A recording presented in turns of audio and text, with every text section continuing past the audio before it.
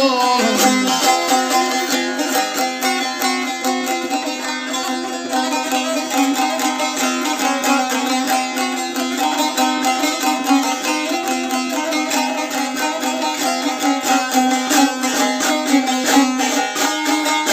Yayılıp her yana şan şöhretin, kazanıp tükenmez el muhabbetin.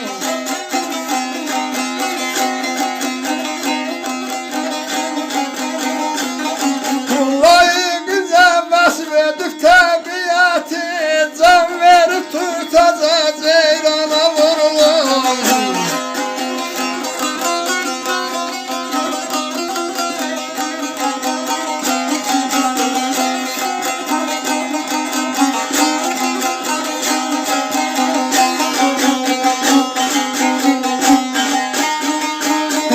Bakmaçın az oldu ömrün hayatında, sözüne benzer söz yok kainatta.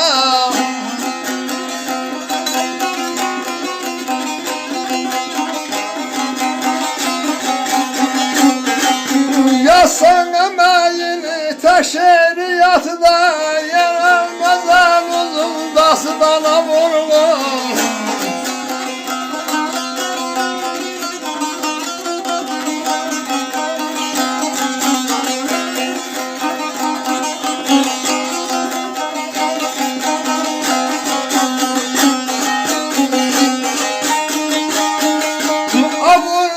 Sevgisi yaşar canımda, özüm olmasa da ruhu yanımda.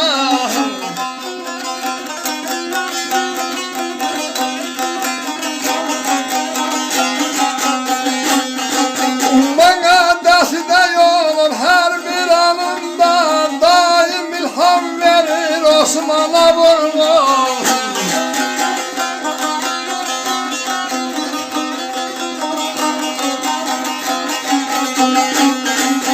Benim değerli adaşım Molla Osman, sizin Novruz bayramınızı təbrik edirəm. Size hayatta uzun ömür, can sağlığı arzu edirəm.